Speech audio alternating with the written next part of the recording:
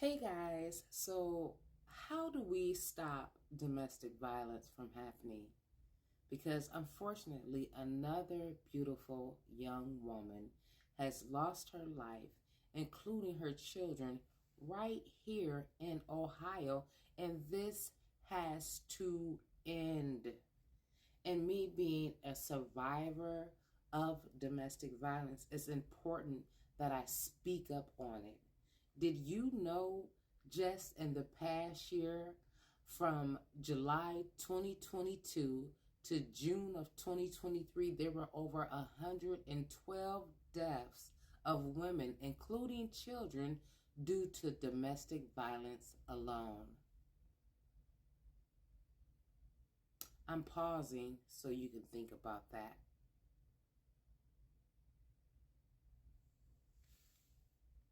Here are some ways that we can be more active in preventing domestic violence if we see it in someone, or maybe we may even see it in our own circumstance. One of the things we can do is let's not ignore it. If it looks like abuse, maybe we should speak up on it, even if that person may be offended that we came to them about that.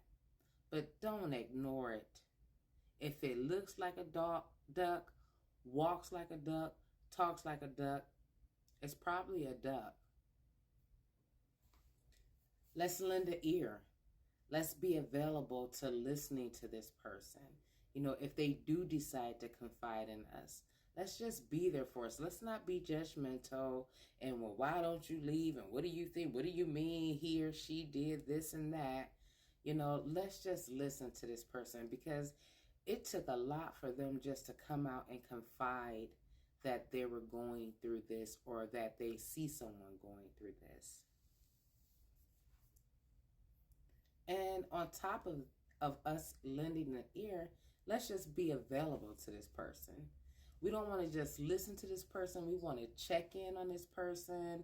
We want to be available. If they call or text us, we want to be reachable, because they're going through something traumatic that a lot of people may not have gone through, or maybe you have gone through it, so you know what it's like to be in their shoes.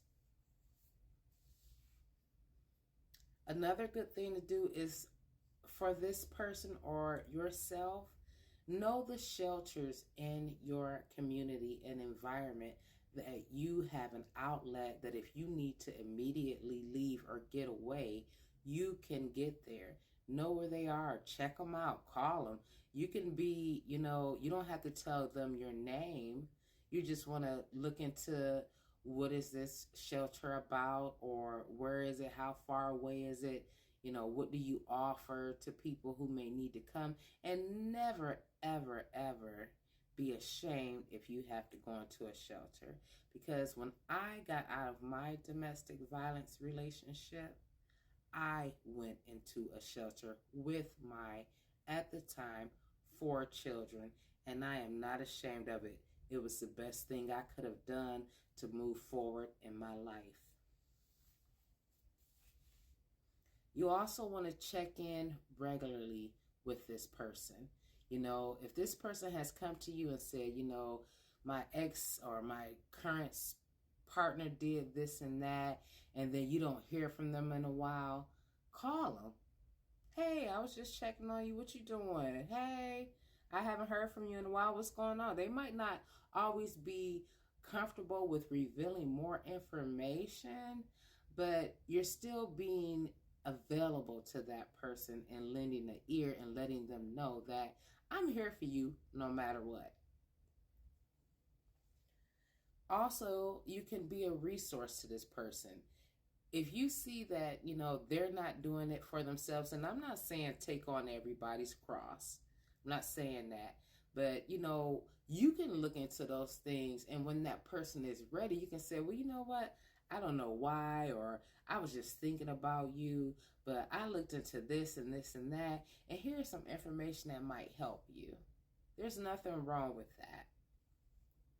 Another thing you can do is make sure you document when this person confides in you about these different events, traumatic events that may be happening in their life.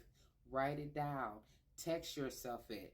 You know, you can even email yourself this information so that it's current, it's time stamped and dated.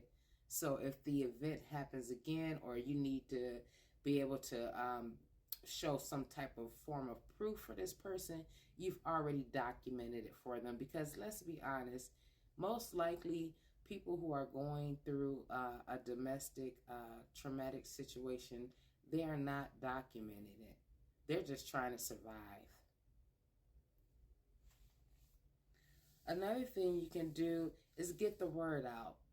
Since you're already hopefully calling shelters and trying to do things for this person that they aren't capable of doing for themselves at this time, you know, let them be aware. Well, I have a friend that I know that they're going through this and that, and, you know, they might come there, and I just want you to be, you know, ready for this person because they're in a really traumatic environment and going through a traumatic experience.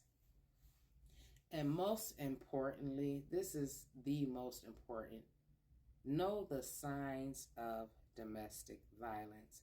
Because a lot of times we don't know the signs. We aren't given relationship skills, especially at young ages. And so we just go through things and we adapt and deal with it, not knowing that this is unhealthy, abnormal, and not what we should be experiencing. So definitely know the signs of domestic violence. Now, I will make another video shortly, just violence in Ohio between July of 2022 and this past June.